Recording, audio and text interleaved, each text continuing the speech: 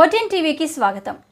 విజయవాడ కాపు నాయకులు బేతు రామ్మోహన్ మరణం కాపులకు తీరని లోటని ఆల్ ఇండియా జైహింద్ పార్టీ జాతీయ అధ్యక్షుడు దశరథ రామిరెడ్డి అన్నారు. మహాకుంభమేళాకు వెళ్లి గుండెపోటుతో అకాల మరణం చెందడం తీవ్రంగా కలిచివేసిందన్నారు. బేతు రామ్మోహన్ సంతాప సభ సోమవారం గాంధీనగర్ ప్రెస్ క్లబ్లో జరిగింది. ఈ సందర్భంగా దశరథ రామిరెడ్డి మాట్లాడుతూ కాపునాడు జిల్లా అధ్యక్షుడిగా సామాజిక స్పృహతో కాపు వర్గాల అక్షరాస్యతకు విశేష కృషి చేశారన్నారు. సామాజిక ఉద్యమాలలో యాక్టివ్గా ఉండేవారు, సమస్యల కోసం పాటుపడిన వ్యక్తి, కాపు సంక్షేమానికి క్రమశిక్షణతో నిబద్ధతతో పోరాట ప్రతిమ కలిగిన వ్యక్తి అని, కాపులకు పెద్ద ఎత్తున గుర్తింపు రావాలని, వారిని ఓసీ ఉన్నవారిని బీసీలో చేర్చాలని, రాజకీయాలకు అతీతంగా అన్ని కులాల మతాలతో కలిసి వారి హక్కుల కోసం పోరాటం చేశారు. ఈ సమాజం కోల్పోయిన ఆణిముత్యాలలో ఒకరు బేతు రామ్మోహన్ అని అన్నారు. ఈ సందర్భంగా బేతు రామ్మోహన్కి పార్టీ నాయకులు పెద్ద సంతాపం తెలియజేశారు. ఈ కార్యక్రమంలో మాజీ మేయర్ తాడి శకుంతల, ఆంధ్ర రాష్ట్ర ప్రజాసమితి ప్రధాన కార్యదర్శి ఫణిరాజ్, టీడీపీ సెంట్రల్ ప్రధాన కార్యదర్శి నవనీతం, పోతుల బాలకోటయ్య, వీరబాబు తదితరులు పాల్గొన్నారు. అలాగే వారిలో ఉన్నటువంటి వ్యత్యాసాల గురించి పెద్ద ఎత్తున ముందుకు సాగి కృష్ణా జిల్లా అధ్యక్షుడిగా చేస్తూ రాష్ట్ర కార్యనిర్వహణ కార్యదర్శిగా చేసినటువంటి బేతు రామ్మోహన్ గారు ఆనాడు పిల్లా వెంకటేశ్వర గారు కాపునాన్ని స్థాపిస్తే వారికి ప్రధాన శిష్యురికాల్లో ఒకటిగా ముందుకు సాగినటువంటి అంశాన్ని కొన్ని సందర్భంగా గుర్తు చేస్తున్నాం. ఇప్పుడు స్థానికంగా ఈ సెంట్రల్ నియోజకవర్గ శాసనసభ్యుడిగా ఉన్నటువంటి బోండవ మిశ్రా గారితో అతను బంధం విడదీయరానటువంటి బంధం. మొన్న జనవరి 30వ తారీఖు నాడు పుట్టినరోజు అయితే ఆ పుట్టినరోజు నాడు కూడా అతని చరిత్రని ఆనాడు వంగవీటి మోహన్ రంగారావు గారితో కలిసి దిగినటువంటి ఫోటోల దగ్గర నుంచి అతని జీవితంలో పారసపడినటువంటి పెద్ద పెద్ద అంశాలన్నింటినీ కూడా క్రోడీకరిస్తూ ఒక పుస్తకాన్ని రిలీజ్ చేసి మొన్న 4వ తారీఖు నాడే ఆ పుస్తకాన్ని కూడా ఈ మీడియా సమక్షంలో ఆవిష్కరించినటువంటి విషయాన్ని కూడా ఈ సందర్భంగా గుర్తు చేస్తున్నాం. అలాంటి మంచి వ్యక్తి రాజకీయాలకు అతీతంగా అందరిలో ఒకటిగా ఉంటూ కాపు కులానికి చెందిన వ్యక్తి అయినా కాపుకి పెద్ద ఎత్తున సమాజంలో గుర్తింపు రావాలా, వారిని ఓసీలుగా ఉన్నటువంటి కాపుల్ని బీసీలుగా చేర్చాలా, ఇవన్నీ పోరాటాలతో పాటు రాజకీయ అతీతంగా అన్ని కులాలు, అన్ని మతాలు, ప్రధానంగా ఎస్టీ, ఎస్సీ, బీసీ, మైనార్టీ కులాలతో కలిసి వారి హక్కుల కోసం ఏ ప్రభుత్వం ఉందా ఆ ప్రభుత్వాన్ని నిలదీసి ముందుకు సాగినటువంటి వ్యక్తి చనిపోవటం అంటే ఈ సమాజం కోల్పోయినటువంటి ఆనుముత్యాల్లో ఒకటిగా మేము భావిస్తున్నాం. అతను ఆశయ సాధన కోసం భవిష్యత్తులో మేమందరం కూడా ప్రోత్సహితులయ్యి సాధించేంత వరకు ముందుకు సాగుతామని ఈ సందర్భంగా బేతు రామ్మోహన్ గారికి జోహార్లు అర్పిస్తున్నాం.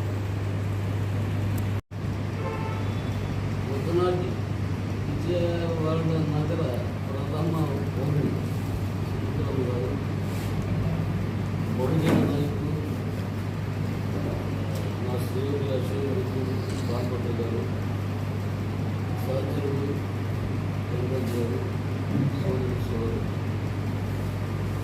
బాగా తప్ప హృదయంతో బంధుత్తుల హృదయంతో ఇందులో నేను హైదరాబాద్ నుంచి రావడం జరిగింది. కేవలం 2 వారాల క్రితం రామ్మోహన్ రావు గారు నాకు ఫోన్ చేశారు. అది కూడా ఏ నాడు కూడా ఆయన ఏ మాట చెప్పినా, ఏం మాట్లాడినా, ఏ పని చేసినా కూడా అక్కడ స్వార్థం అనేది కొంత ఏ విషమత కూడా కనిపించదు. నాకు ఫోన్ చేసి ఏం చెప్పాడంటే, అన్న మాకు తెలిసిన అతను హాస్పిటల్లో ఉన్నాడు, ఈరోజే అతనికి హార్ట్ ఆపరేషన్ చేయాలి, కొద్దిగా నువ్వు ఏదైనా సహాయం చేయాలన్నా అని అడిగాడు. రామ్మోహన్ రావుని నేను 6 నెలల క్రితం అడిగాను, ఏమయ్యా ఇంతగా తగ్గిపోయావు, నువ్వు సిక్కిపోయావు, ఏంటి అది బాధ ఏంటి చెప్పు, నా వంతు సహాయం ఏదన్నా కావాలంటే నేను చేస్తాను, డాక్టర్ దగ్గరికి తీసుకెళ్తాను, ఏం లేదన్నా బాగా ఉన్నాను, ఏం లేదు. ఆయన మహాభక్తిపడు. సరే అడిగినప్పుడు నేను ఏం చెప్పానంటే, ఏం కావాలా అని అడిగాను. 3,000 రూపాయలు వేస్తాను కాదన్నా, ఇంకో 2,000 కలిపి 5,000 ఇవ్వాలి. బాబు ఆయన ఎవరికైతే సహాయం చేయమని చెప్పాడో ఆయన అందరూ తల చేసారు, సహాయం చేశాము. ఆయన బతికాడు, చెప్పినటువంటి పోయాడు. అది నిస్వార్థత ఉంటుంది, సేవ నేర్పండి, అంకిత భావం ఉంటే అలా ఉంటుంది. ఆయన నేను చాలామంది రాజకీయాలు ప్రజలు చూస్తూ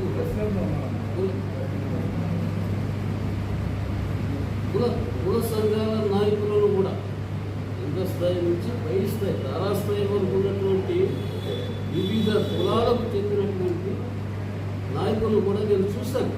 ముఖ్యంగా కాపు కులంలో ఉన్నటువంటి నాయకులు నాకు తెలియని వాళ్ళు లేరు. వ్యక్తిగత పరిచయాలు కూడా ఉన్నాయి చాలా పెద్ద మంది నాయకులతో. అటు శ్రీకాకుళంలో గొర్రె శ్రీరాములు నాయుడు కానీ,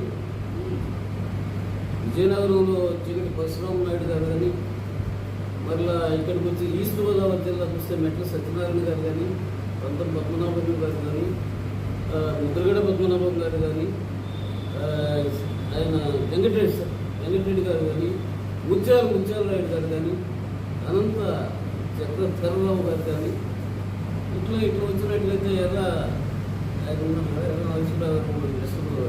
మళ్ళీ ఇక్కడ నారాయణ స్వామి గారు, ఇట్లా వచ్చినట్లయితే మళ్ళా మండలి బుద్ధప్రసాద్ గారు నాయన వెంకట కృష్ణారావు గారు.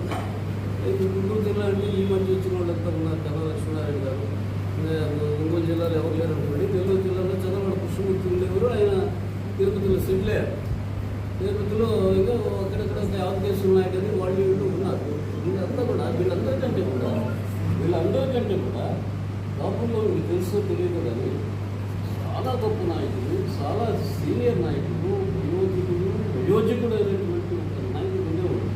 మొత్తం 2 తెలుగు రాష్ట్రాల్లో కూడా లోపలికి పెద్ద దిక్కు. ఆయన ఎవరంటే రత్న సభాపతి గారు. ఆయన కడప జిల్లాకు చెందినటువంటి గొప్ప నాయకుడు. ఆయన మరణించిన తర్వాత కాపు నాయకత్వంలో సంక్షోభం ఏర్పడిందని నేను చెప్పలేను కానీ కొంత శూన్యం ఏర్పడింది. ఆయన ఆ శూన్యాన్ని భర్తీ చేసేదానికి రామచంద్రయ్య కొంత ప్రయత్నించాడు, శ్రీరామచంద్రయ్య. కానీ చాలేదు. శ్రీరామచంద్ర మంచోడు, సౌమ్యుడు, అందరితో బాగుంటాడు, అందరినీ గౌరవిస్తాడు, గౌరవం తీసుకుంటాడు, అన్నీ బాగానే ఉన్నాయి కానీ ఆయన సరిపోలేదు. ఇప్పుడు మరి అలాంటి పరిస్థితుల్లో వీళ్ళకి ఒక పెద్ద సమస్య ఏర్పడింది. నేను కులాన్ని గురించి చెప్తున్నామంటే మరి రామ్మోహన్ అంటేనే కులానికి సంబంధించి కులం కోసం పోట్లాడి చివరి ఊపిరి వరకు కూడా పోట్లాడినటువంటి వ్యక్తి కాబట్టి కులాన్ని గురించి చెప్పకుండా ఉండలేదు. రామ్మోహన్ అంటేనే కాపు కుల సంక్షేమానికి నిబద్ధతతో క్రమశిక్షణతో చివరి ఊపిరి ఉన్నంత వరకు కూడా నిస్వార్థంగా పోరాడినటువంటి యుద్ధండు, మేరు నగ తీరుడు. అలాంటి వ్యక్తిని గురించి మాట్లాడేటప్పుడు ఆయన ఏం చేశాడు అనేది కూడా మనం చూడాలి కదా. కాపుల్లో చాలామంది నాకు తెలిసినంత వరకు 199 మంది నిరుపేదలు ఉన్నారు. ఎవరో ఒకరు అలా డబ్బులు ఉన్నాయని చెప్పి, ఆ సినిమా వాళ్ళకు డబ్బులు ఉన్నాయని, ఆ ఇండస్ట్రీ వాళ్ళకు డబ్బులు ఉన్నాయని చెప్పి అంతా కాపు కులస్తులంత డబ్బులు ఉన్నాయనుకుంటే పొరపాటు. నన్ను క్షమించినట్లయితే నేను ఒక విషయం చెప్తాను. ఈ కులాలకు సంబంధించినటువంటి సమగ్రమైనటువంటి అవగాహన నాకు, సమగ్రమైన దానికంటే కూడా వేరే పదం పడుతున్నా, సాధికారికమైనటువంటి అవగాహన నాకు ప్రభుత్వం కల్పించింది పూర్తిగా ఉంది. ఒక మాటలో చెప్పాలంటే దళితుల కంటే కూడా నిరుపేదలైనటువంటి కాపులను మనం శ్రీకాకుళం, విజయనగరం, విశాఖపట్నం జిల్లాల్లో చూడవచ్చు. అందుకనే కాపు రాగాన్ని ఎత్తుకోవాల్సినటువంటి ఆవశ్యకతను గుర్తించినటువంటి కొంతమంది మహానుభావులు పోరాడారు. పంతం పద్మనాభం కానీ, ముద్రగడ పద్మనాభం కానీ వీరంతా చివరిదాకా పోరాడినటువంటి వ్యక్తులే. ఆ కోవకు చెందినటువంటి వాడు మనవాడు ఎవరు, మన రైతు రామ్మోహన్ గారు. కానీ ఈరోజు ఆయన కులానికి ఎంతో చేశాడు, మామూలుగా కాదు, కావాల్సినంత చేశాడు. కానీ ఈరోజు ఆయనకి ఏమీ చెప్పండి. మీటింగ్ పెడితే ఒక్కొక్కడికి 50 సార్లు 100 సార్లు ఫోన్ చేస్తే వస్తామని చెప్పి కూడా రాకుండా పోయినారంటే ఎంత మరి అది ఎంత కృతజ్ఞత భావమో అర్థం చేస్తుంది. రోజు ఇట్లా ఉన్నాయి కానీ వాళ్ళు మాత్రం చేయాలని కొంత పని చేసి తీరుతారు. ఏదో మనకు కులం చేస్తుంది, కులం వల్ల మనం లబ్ధి పొందాలన్నటువంటి ఉద్దేశంతో చేసేటువంటి ఆ కోవకు చెందినటువంటి వ్యక్తులు కాదు వీళ్ళు. నిస్వార్థంగా ఏదో ఒకటి చేయాలి, ఈ కులంలో పుట్టినందుకు, ఈ కులంలో ఉన్నటువంటి దరిద్ర నారాయణులకు ఏదో ఒక సేవ చేయాలన్నటువంటి దృక్పథంతో వాళ్ళు చివరిదాకా కూడా ఉన్నారనమాట. కానీ మరణం అనేది అసహజమేమి కాదు, మరణం చాలా సహజము. దాన్ని ఎవరు కూడా నియంత్రించలేరు. విజయవాడ నగరం అంటే ఒక చైతన్య స్ఫూర్తి కేంద్రమైన నగరం, ఉద్యమాలు ఊరిలో పొందిన నగరం, అనేక వ్యవహారాలతో పాటుగా ఇటు కమ్యూనిస్ట్ పార్టీలు, ఐక్య ఉద్యమాలు, లెఫ్టిస్ట్ ఫ్రంట్స్ కమిట్మెంట్స్ ఒకవైపు అయితే మా చిన్ననాటి నుంచి అటు రంగా గారు వంగవీటి మోహన రంగా ఉద్యమాలు ఆయన కమిట్మెంట్స్ ఆ వైపుగా అన్ని కులాలతో కలిసి ఉండే మరే రంగా గారు కానీ కాపు ఉద్యమానికి ఎక్కువ ఊతనిచ్చిన కాపునాడు లాంటి జరిగిన బ్రహ్మాండమైన ఉద్యమ కేంద్రంలో అనేక మంది పెద్దలు పేద బడుగు వర్గాల ఎక్కువ సంఖ్యలో ఉన్న కాపు జాతి కొరకు కాపుల కోసం అనేక పనులు చేసిన పిళ్ళ వెంకటేశ్వరరావు గారు మొదలుకొని అనేక మంది పనిచేసిన నేపథ్యంలో రాజకీయాల్లో కులం మతం లేని కుటుంబాల నుంచి వచ్చిన మేము కూడా ఆ వైపుగా ఉండే బహుజన ఉద్యమాలు ఎస్సీ ఎస్టీ ఉద్యమాలు ముఖ్యంగా బీసీల నేను కూడా ఒక బీసీల ప్రాతినిధ్యం వహించే ప్రాంతాలు ఓసీలతో మమేకమై జీవించవలసిన పరిస్థితులు ఓసీలతో కలిసి ప్రయాణం చేసే ఎన్నో విజయాలు సాధించిన నేపథ్యం అలా కుల మతాలకు అతీతమైన ఒక రాజకీయ కల్చర్ ఉన్నది ఇక్కడ. ఇలాంటి పరిస్థితుల్లో పిళ్ళ వెంకటేశ్వరరావు గారు ఉపాధ్యాయుడిగా ఒక గొప్ప ఒక శాంతియుతమైన ఆలోచన పరుడుగా ఉండి అన్ని ఉద్యమాలు నడుపుతున్న రోజుల్లో ఎంతోమంది పెద్దల్ని తయారు చేశారు ఆయన. అలాంటి వారిలో బేతు రాము అనేవాడు మా యొక్క తమ్ముడు పిళ్ళ వెంకటేశ్వరరావు గారి శిష్యుడుగా ఎంతో కృషి చేసిన వాడు, అసలు కొంచెం కూడా స్వార్థం లేనివాడు, ఎప్పుడూ కమిట్మెంట్తో పనిచేస్తూ ఒక 2 ఏళ్ల క్రితం కొంచెం అనారోగ్యానికి గురయ్యాడు.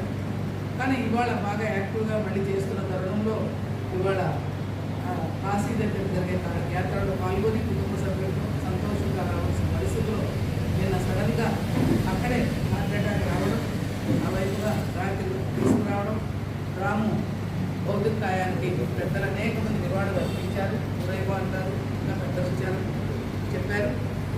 అలాంటి పరిస్థితుల్లో ఈరోజు మా హృదయం పూర్తిగా ఎంతో ఆవేదనతో చిన్న వయసు నాకు 60 కూడా రాలేదనుకుంటా, ఇంకా 55 సంవత్సరాలు కుటుంబం అంతా బ్రహ్మాండంగా ఉన్న పరిస్థితుల్లో రాము అకాల మరణం మమ్మల్ని చాలా ఆవేదన గురి చేసింది.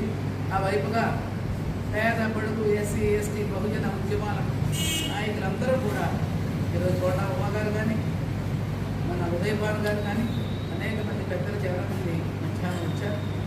అందరూ కలిసి బేతు రాముకి నివాళులు అర్పించాం.